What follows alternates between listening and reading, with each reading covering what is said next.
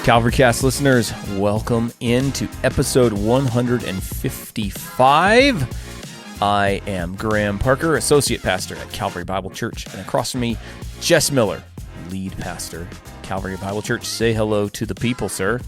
Hello, people. There we go. It's good to be back. Took a week off. May, going to be a little bit more sporadic. This is our vacation month, I guess. Sort of. I mean, what are we talking about? We're pastors. I know. Every week is vacation for us. We That's work true. one day a week. That's what some people are thinking as they're listening to this right now. Yeah.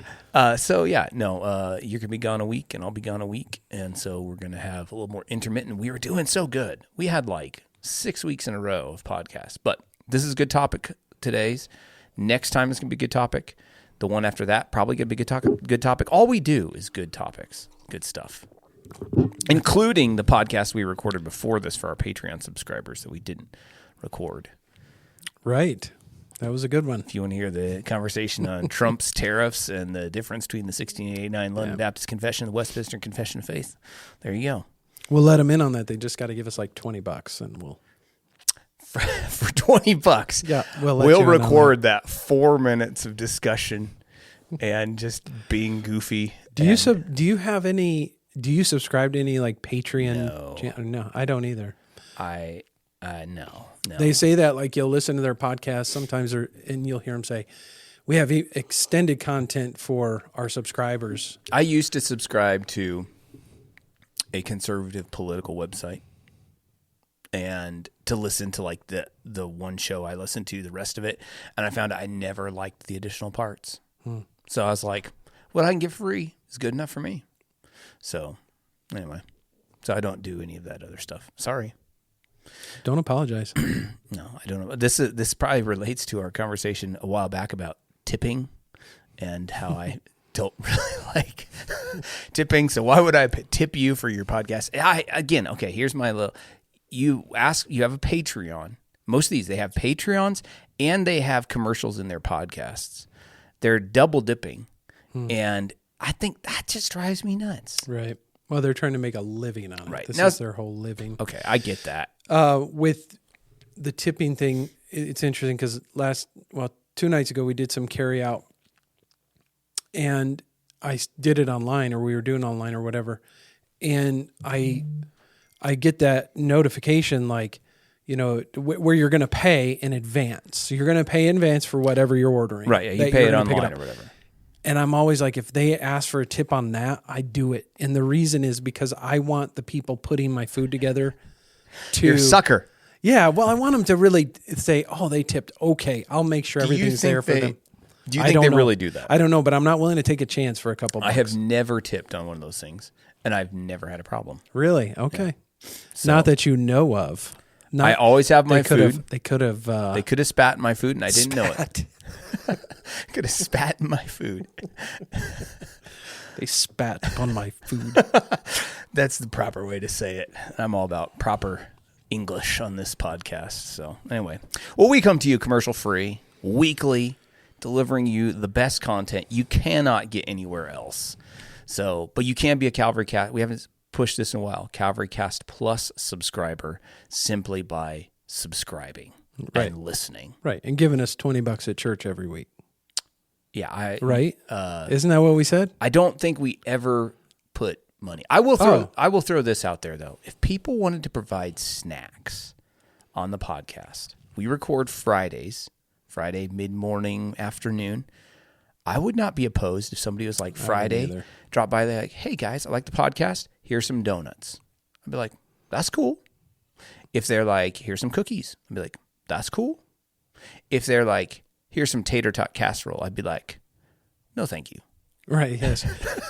What if it was cigars and brandy? I like the idea of that, and I don't like either of those I wouldn't things. Drink the brandy, but I would hold it. Yep. Hold it there. That would look for the day that cool. we start filming this, the brandy will look really nice next to me, but I won't. I don't enjoy it. You should mute your phone over there, by the way. Are you hearing it? Yeah, it's buzzing through the thing. You're not hearing that. So, okay. Real podcast professionals here. So, anyway, let's get to the topic of the day.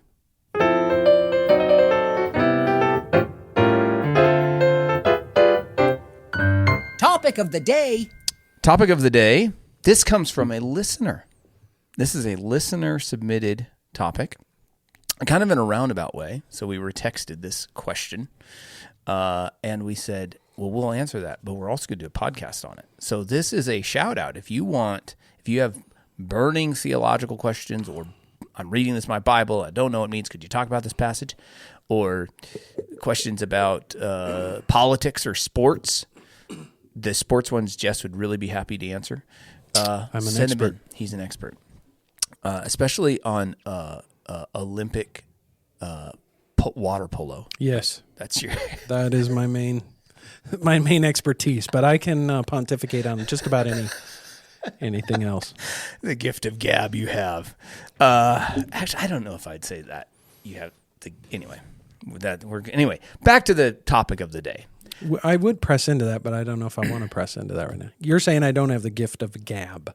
I don't think I do. Right, yeah, because I don't like to gab. I'm kind of that's what I was gonna say. You're exactly. You're not just gonna sit around and just shoot the breeze about any topic with everybody all the time. Nope. Yeah, and I'm happy to listen to people shooting the breeze. Yeah. So. I probably would tend more towards the gift of gab. I don't mean that to come across as conceited, but maybe you are a conversationalist more than I'm a conversationalist. Maybe a little bit. Sometimes I like having you out on a visit with me with people because I'm good looking. Right. Well, but you are able to continue conversations and ask questions, follow-up questions, and there you go. Express interest in things. And it's not that I'm not interested, but I probably have more of my dad in me that talking is a challenge. Not a challenge. It just takes effort in that. We're like Moses and Aaron. Okay. Right? You're like, I don't know what I'm going to say, Lord. He's like, here's Aaron. Here's Graham. He'll speak for you. Anyway. Anywho. We were talking about the topic of the day, which is the intermediate state. So we've been kind of jocular in our talking here and lighthearted. And this is a serious topic, but also this is a really important topic that we want to discuss. And so the question that came to us is dealing with the intermediate state, which is answering the question, what happens to us when we die? There is, I think most of us will go, well, if you're a Christian, you go to heaven, and if you're not, you go to hell. Okay, that's basically what we're going to say. But there are several points of confusion around this. There's some wrong teaching that creeps into the church.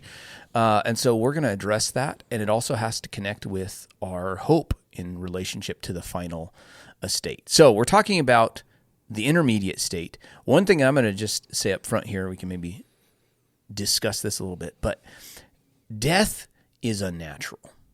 And so when we're talking about this area of the intermediate state, we realize this isn't how creation was originally intended to be, right?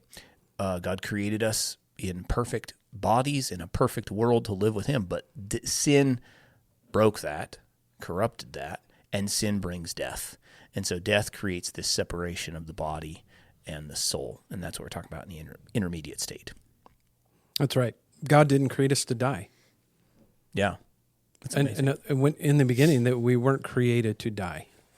Death was a result of sin, so now we have to deal with this. We have to think about it and see what the Bible teaches us about what happens to a Christian or an unchristian when they die. Okay.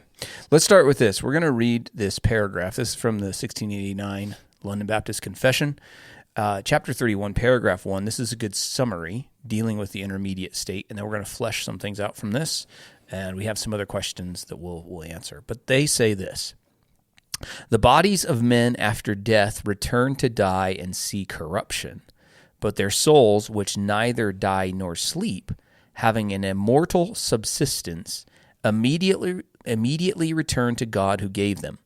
The souls of the righteous, being then made perfect in holiness, are received into paradise, where they are with Christ, and behold the face of God in light and glory, waiting for the full redemption of their bodies. And the souls of the wicked are cast into hell, where they remain in torment and utter darkness, reserved to the judgment of the great day.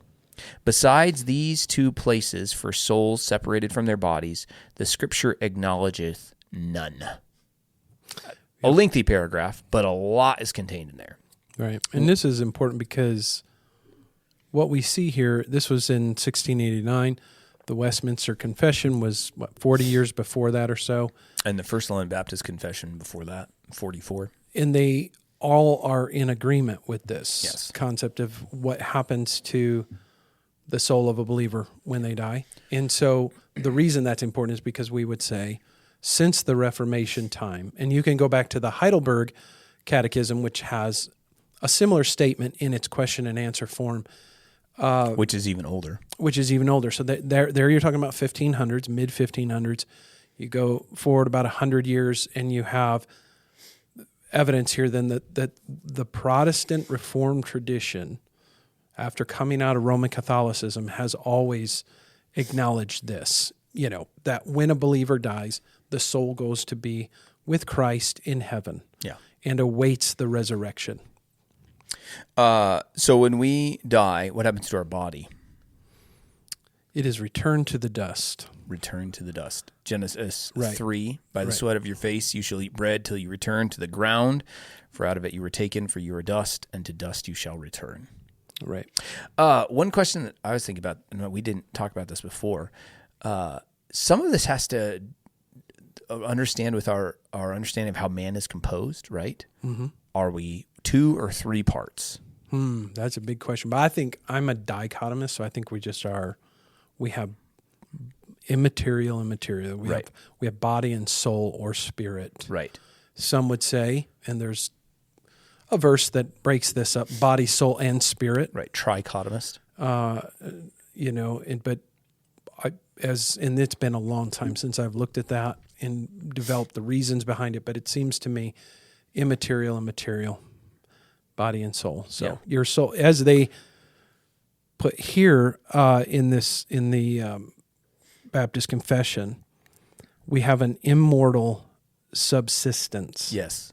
Okay, so that's your soul is immortal. Right. It the death physical death does not bring about the cessation of the soul. That's right. Yeah. And it what we believe and hold to is that the soul never ceases, whether it's from a believer or an unbeliever. Yes. And even unbelievers will spend eternity somewhere. Yes. And in a resurrected body, but not a glorified resurrected body, and they will spend the eternity and that's separated what subsistence means, is it continues to exist after death. Also, though, here, the soul is created, right? The soul is not eternal in the sense that it has always existed. Our podcast on Mormonism a couple weeks ago addressed that. Right? They think that we always existed beforehand. No, body and soul are created, but continue to exist. Right. It's eternal to the right, not to the left. Yes, there you go. Is one way to think about it, I suppose. One way to think about it. So the body, when we die, body decays, goes into the ground. The soul lives on. Number of biblical passages we could turn to. The first one that I always come to is John 11, right? When Jesus is speaking to Martha about Lazarus dying. He says, I am the resurrection and the life. Whoever believes in me, though he die, yet shall he live. Well, what is he talking about? If a person is dead but continues to live, what he's saying is there's something that continues to live on even though the body has died. That's right. Gone into the ground. I think it's interesting in John's gospel where Jesus says, Abraham rejoiced to see my day, and which would imply that Abraham is alive and saw the day of Christ. Yep. And also the idea that Jesus mentions Abraham, Isaac, and Jacob and says God is not the God of the dead but of the living, implying that they are alive and well as well. Yeah. And by the way, what we're with saying these things, we are confronting we should talk about soul sleep. Yeah, let's get to that in a minute. Okay. Let's first we'll get to the two aberrant views on this. Okay. But let's talk about first, because we're saying the soul is eternal to the right. So there's destinations for that in the Bible. Okay. And we'll get to these aberrant views in just a second. So where do the souls of Christians go when they die? They go to heaven or paradise. I think that the word is the same place, but the idea is they go to the place where God uniquely dwells, right? Lots of biblical evidence. The thief on the cross, Jesus is saying to him, today you will be with me in paradise. 2 Corinthians 5, so we are always of good courage. We know that while we are at home in the body, we are away from the Lord, for we walk by faith, not by sight. Yes, we are of good courage, and we would rather be away from the body and at home with the Lord. All right, so there's this idea, when we're not in our physical body, we've died, our soul is immediately in the presence of the Lord. On the other side, though, souls of those who reject Jesus Christ, continue in their sin and rebellion, they are not in that place of God's presence. They are sent into hell, as the statement we read earlier talked about. Biblical evidence for that. One of the good passages would be Luke 16, right? The rich man and Lazarus. The rich man being off in torment in Hades is suffering torment there. And so we see there's several other passages. Jude, I think 2 Peter also has some references to that. So that would be, we need to think about, okay, the soul continues to live on. Where does it go? It's one of two places. So that leads to, though, there are people that would deny that, right? That when we die, our body goes into the ground, what happens to our soul? So the two views are purgatory and soul sleep. Let's talk about those. What is purgatory? So purgatory is, I think the best way we could put it is it's an invention of the Roman Catholic Church. Yes. Primarily during the Middle Ages. And that basically the concept was your soul upon death is not perfected yet. It needs to be perfected, and it's perfected through suffering. And so your soul needs to go into this place of suffering for a time, called purgatory, as your sins are purged. So now apparently, according to James White, who's done a lot more debating on this with Roman Catholics, they'll say, no, fire isn't involved. But yet, if you read about purgatory, apparently from Roman Catholics in the past, and saints of the Roman Catholic Church who have said that they've had visions of purgatory or people in purgatory and stuff, fire's always involved because it's that idea of purging. So you're not ready. Your soul is not ready for the presence of God yet, for the beatific vision. Yes. Which means, define that term. Well, the scene of God and His glory and that kind of thing. So you have to be purged of your sins still, and then you're ready for it. What is the problem with that, other than you can't find it in the Bible? Right. I think that's the number one problem with it. Number two, though, it denies the perfect nature of the cross for His people. So that's why it shouldn't surprise us that the Roman Catholic Church has come up with this. Because remember, they don't accept the Reformed teaching of justification, which is you're declared righteous by faith alone. Matter of fact, they condemned that at the Council of Trent. They've had trouble always believing that, salvation is by faith alone, through Christ alone, by grace alone. It has to have combinations of work. So it shouldn't surprise us that they came up with a doctrine that says we still have more to do. More has to be done for your sin to prepare you for heaven. More has to be done. The cross isn't sufficient enough. Yeah. That shouldn't surprise us at all.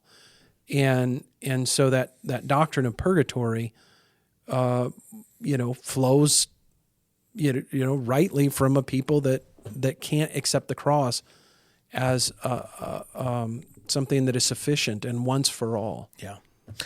And it was this with the issue of indulgences that really kicked off the Reformation. Yep. With Tetzel coming through and selling, what is the phrase? A coin in the a coin in the copper springs or whatever, a soul from purgatory springs or whatever. Because they were teaching actually, and it would be interesting if they hadn't invented the doctrine of purgatory, what would have happened with the Reformation? Yeah, that's true. See how God can take aberrant theological views and use it for good, because Luther saw this, of course, and Luther would have held, I think, to purgatory at that time. I'm not an expert in that, but I'm assuming he would have held to purgatory as a Catholic monk, essentially.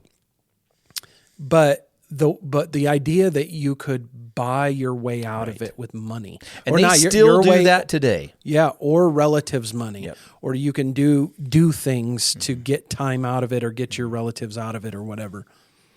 Bothered him as a pastor because he saw his people being taken advantage of. And that was one of the main things that he wrote against. You're right.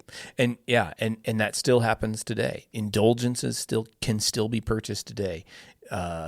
Catholics are still going to the Mass and doing all of those things with the hope of freeing relatives from purgatory. Right. And that is so unbiblical on so many levels. Well, it's frightening. You know, the doctrine of purgatory is frightening. That is true.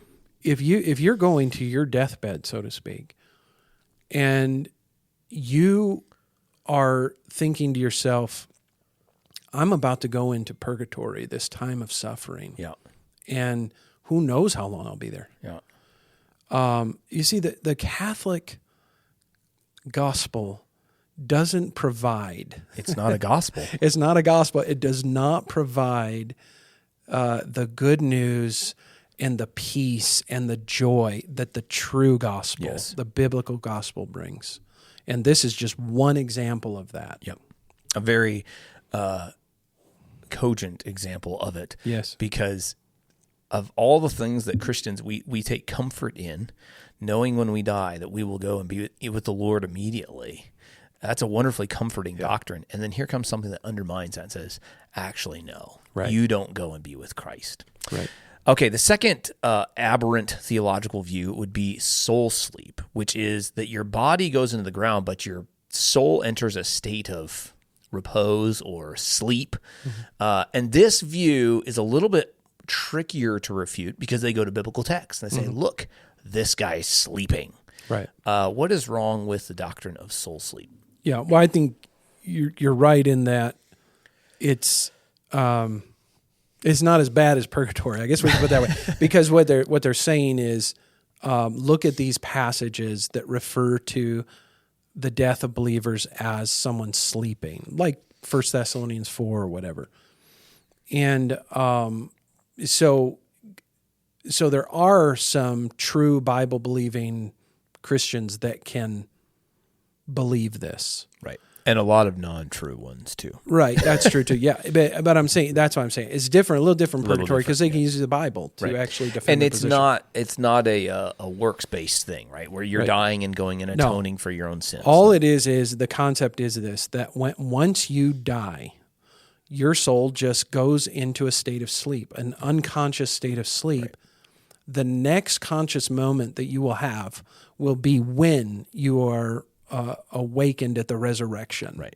Okay. So there won't be this intermediate state now where your soul would be in heaven, and your body is down in the ground, and then you're waiting for that resurrection. Consciously, you're sleeping through. It's like being put out when you go into a surgery. Right. The problem with this, though, again, there's numerous. The Bible doesn't speak of the soul ever being unconscious. Right. Like the passages we read earlier about the rich man and Lazarus being a good example. Yeah. That is clearly their souls in paradise and in torment, very conscious of what's being experienced. Not speaking of the final state, which we'll get to in a bit. It does seem like the Jews had the concept of Hades, this realm of the dead, where souls went to. Mm-hmm. And, well, at least some of them believe. We can't say all of them believe it, but some of them believe that and when you see this reflected in Jesus' teaching in Luke chapter 16, where you had Abraham's bosom, that's where the faithful go. This is a whole nother topic on its own. Right. Sheol, Hades, and Abraham's bosom. But Hades is a Greek term of the realm of the dead. This is what the Greeks believed, right? So there's this realm of the dead, and the Jews kind of believe that, you had Abraham's bosom, where that was a pleasant place, and then you had the rest. But it does seem that they believed in your soul going on consciously after death. Yeah. I guess was my point of bringing that up. Yeah. So when the Bible talks about people sleeping, why does that not mean that their soul sleeps? Right. I think that when that kind of terminology began to be used, it was referencing, it was kind of implying a non-finality to this idea of physical death, right? So like Lazarus had died, John chapter 11, Jesus said, I go to wake him up. Yeah. Right? So I think that's more of what it's trying to imply is the non-finality, and even, a restfulness perhaps. There's a restful, you have we use the term, they laid the person to rest, right? Yep. And I think that there is definitely that idea or understanding that the non-permanency, the restfulness that is involved in death, especially for the believer. Right. It's like a euphemistic expression, right? Right. To sleep would be describing just like a person is asleep and resting. So the same idea is communicated with this idea of sleep. Okay, any other thoughts on soul sleep or purgatory? Well, I was going to say, when as the Jews would be thinking about this as well, there are passages like in Genesis 25:8. Yeah. It says, Abraham breathed his last and died in a good old age, an old man and full of years, and was gathered to his people. And that gathering to his people isn't a reference to his burial, because he would be buried where his people weren't. The only person at that time would have been Sarah in the cave of Machpelah, I think it is, or something to that effect. And so that gathering to his people was the understanding of his soul going with his people. Like there's or at least the faithful of his people. And so that's really what they've believed that. So that the soul, the idea of the soul going on in a conscious state of awakeness, yes, I think is what God's people have primarily held to. Yeah. Okay, a couple other kind of questions that are related to this subject, and then I think we want to kind of wrap this up with just thinking about where is this all headed, right? And the comfort that we should derive from the intermediate state, but even more so from the final estate. So one question that people might be asking, that I was asking is, well, and we've already addressed it a little bit, but what about Old Testament saints? Before the cross, what happened to them when they die? Abraham is gathered to his people. You just read that in Genesis 25. What else do you have to say about that? I think that's somewhere where we've got to be a little bit careful, because we don't have a lot of information. Right. There is the theory, of course, that when Old Testament saints died, they went into this realm of the dead, a pleasant place called Abraham's bosom, and that when Christ came, died, rose again, he went down there and released them from that and brought them to heaven. Would that be the Peter passage connecting that? Could be Peter, Ephesians 4, he led a host of captives, and brought them into heaven. And then there's other Christians that say, no, they've always gone into heaven. Right. And I don't know that we need to worry too much about either way. And it can be fascinating to look into, but I don't see how it matters too much where you would land on that. I think this is an area we call personal eschatology, right? Mm-hmm. The intermediate state. And that is not fully developed in the Old Testament, would be a good way. Right. But I do think some of the Psalms, I was looking like even Psalm 23, surely goodness and mercy shall follow me all the days of my life, and I shall dwell in the house of the Lord forever. Yeah, good. Psalm 73, I am continually with you. You hold my right hand. You guide me with your counsel, and afterward you will receive me into glory. Mm-hmm. Right, there does seem to be a lot of intimation throughout the Old Testament of the psalmist and different people expecting to be with the Lord when they died. Right. So we take comfort from that. Okay, let's ask this question. Is heaven the end goal? Right? We can think of a lot of hymns of a certain era that are celebrating the glories of heaven. We talk about that a lot, like it'll be better to be in heaven, which it absolutely will. But is heaven the end goal? No. What? Yep, that's correct. Heaven is not the end goal. In heaven, in the intermediate state, you are going to be a bodiless soul. And in 2 Corinthians 5, we do get the indication that is not, it's not that it's uncomfortable, but that Paul makes the comment that we would be rather further clothed. Yeah.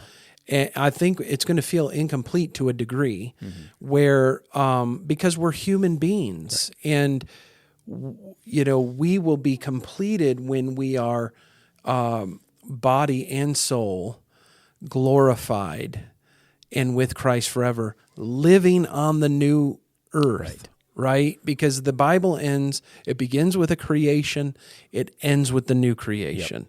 Yep. And right now in the middle, we are the new creation people, and we will be, we're going to be, we won't be complete until we're glorified and we are on that new earth. Yeah. So that's really the ultimate goal of what we're going for. And that's where this whole topic fits really well with coming out of Easter, celebrating the resurrection, right? Jesus is resurrected in his glorified body. Right. And that's where we're headed one day as well. That's right. And like you said, we're right now the people that will inhabit that new creation are being made and formed. And one day our bodies will be raised and glorified, forever living in this perfected world. Yeah, can't you see? I mean, the emphasis, even when you read through the Gospels or in John with Jesus and with Paul, the emphasis isn't on the intermediate state at all. Right. That's why we got to kind of find a few verses here and there. The emphasis is on the resurrection and glorification. That's what we're moving towards. Right. Okay, so let's see if we can't bring some application, some encouragement for those who are facing death. We're all facing death, but those who have lost loved ones, what encouragement do we derive from the intermediate state and from the final state that we look forward to? Yeah, especially if you've lost someone in the Lord, right? Yep. You have this sorrow, and you should have it, that they've died. And that they're no longer present with you.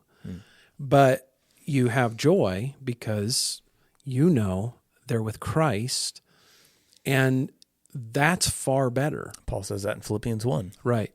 So they're in a far better place and state of existence because they're free from sin and they're free from suffering, and they're with Christ. So that brings comfort to those who have lost people. And then, of course, as we all have to confront our own mortality and this very scary thing called death, in the valley of the shadow of death, we need to be taking comfort in, though my body will die, my soul will go be with Jesus, who is the resurrection and the life. And that will be far better, and he will take care of me. And then one day will raise up my body and reunite me, to it, and with all of the other people that I've lost. Yeah. There's this reunion. So I think we can take comfort in that, and death loses its fear factor. Yeah. Where's your sting, O death? Right. Where's your victory, O grave? Yes. Right. And it's defeated in the cross. And so we have this hope of we're immediately in the presence of the Lord when we die. But even beyond that, we're looking forward to a future resurrection where we're with God forever in a new created world, a place where there's no possibility of sin. Satan will not be there. A glorious new creation as God intended it to be. And that is immensely encouraging. Any other thoughts on this subject? I don't think so. I think we've covered what we wanted to cover. Very good. Well, we thank you for listening to the podcast. We pray that this conversation, as well as the others, would be a help first to the members of Calvary Bible Church, that we would grow in maturity, our love for Christ, our love for one another, our love for the Word of God. In the same way, if you're part of another local church, we pray this conversation helps you serve faithfully there where the Lord has placed you. If you've enjoyed the podcast, consider giving us a rating and review on whatever platform you're listening to this on. We also love interacting with our listeners, just like like we did with the gal that sent this question in. So send us questions, topics, things that you want to interact with. We'd love to discuss it with you or on the podcast as well.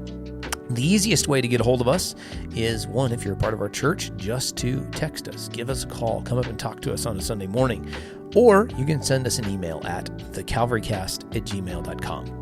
Follow us online. We are on Instagram and X. We are at The Calvary Cast. At Calvary, we exist for the glory of God, the good of his people, and the Great Commission. Until next time.